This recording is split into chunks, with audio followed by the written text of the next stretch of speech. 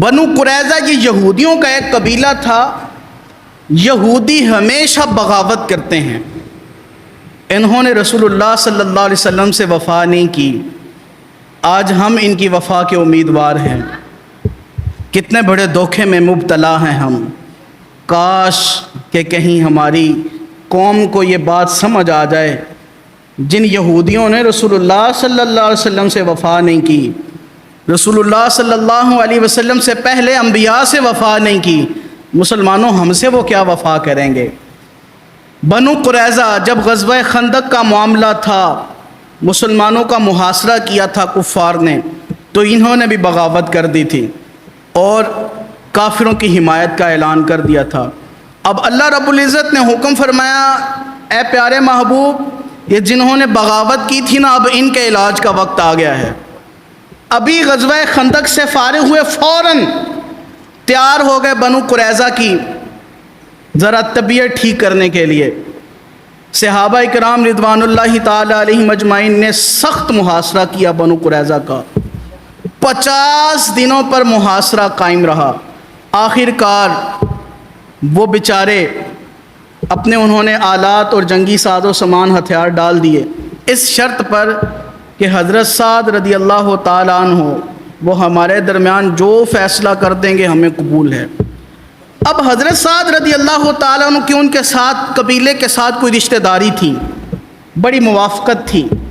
اب ان کے خیال میں ایک یہ بڑی بات تھی کہ حضرت سعد رضی اللہ تعالیٰ عنہ کو ہم نے بنا لیا ہے ثالث، اب ان کے رشتہ دار بھی ہمارے قبیلے میں موجود ہیں، باہمی موافقت بھی بڑی ہے، یہ کوئی نہ کوئی رحم دلی کا سلسلہ ضرور کریں گے ہم پر۔ نبی پاک صلی اللہ تعالیٰ علیہ وآلہ وسلم نے فرمایا بلاؤ۔ سعد کو بلایا گیا۔ حضرت سعد رضی اللہ تعالیٰ عنہ حاضر خدمت ہوئے۔ غزوہ خندق میں آپ رضی اللہ تعالیٰ عنہ کے بازو پر ایک تیر لگا تھا، جس کی وجہ سے آپ رضی اللہ تعالیٰ عنہ کی نبض بھی کٹ گئی تھی، خون بہہ رہا تھا۔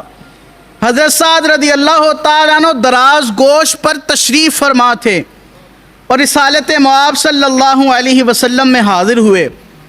اب بنو قریظہ والے انتظار میں تھے کہ حضرت سعد جو بات کریں گے ہمارے حق میں بات کریں گے، لیکن حضرت سعد رضی اللہ تعالیٰ عنہ کھڑے ہوئے اپنی سواری پر بیٹھ کر ارشاد فرمایا سنو، میرا فیصلہ سنو بنو قریظہ کے بارے میں۔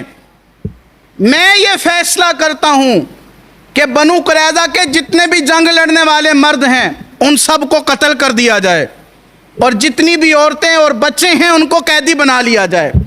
اب یہ اتنی بات کرنی تھی تو نبی پاک صلی اللہ علیہ وسلم کا چہرہ مبارک کھل اٹھا خوشی سے۔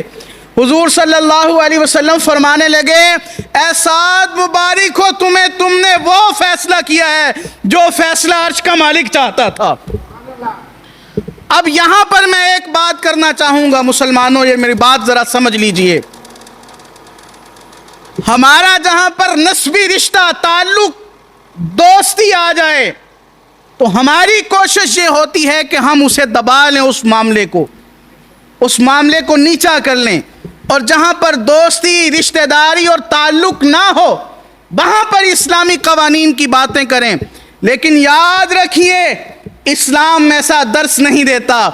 اسلام یہ درس دیتا ہے کہ غلام حقوق کے دائرے میں غلام بھی وہی حیثیت رکھتا ہے اور حقوق کے دائرے میں مالک بھی وہی حیثیت رکھتا ہے۔ حضرت سعد رضی اللہ تعالیٰ عنہ نے اس وقت یہ نہیں سوچا کہ میرے رشتہ دار مجھ سے ناراض ہو جائیں گے اور میرے رشتہ داروں کو قتل کر دیا جائے گا اور مجھے یہ برا بھلا کہیں گے، بلکہ انہوں نے مقدم اور افضلیت جو دی وہ دین اسلام کو دی کہ جو بھی ہوگا وہ دین اسلام کی سرفرازی کی بات ہوگی۔ لیکن ہمارے ہاں معاملہ کیا ہے کہ جب کبھی کوئی اپنی بات آ جائے تو ہم رشتہ داری کی بات آ جائے تو اس کو دبا لیتے ہیں، لیکن جب کوئی کسی دوسرے کا معاملہ آ جائے، دوسرے کی بات آ جائے تو ہم اس کے پہلو کو اٹھا لیتے ہیں۔ دین اسلام کی ایسی تربیت نہیں ہے۔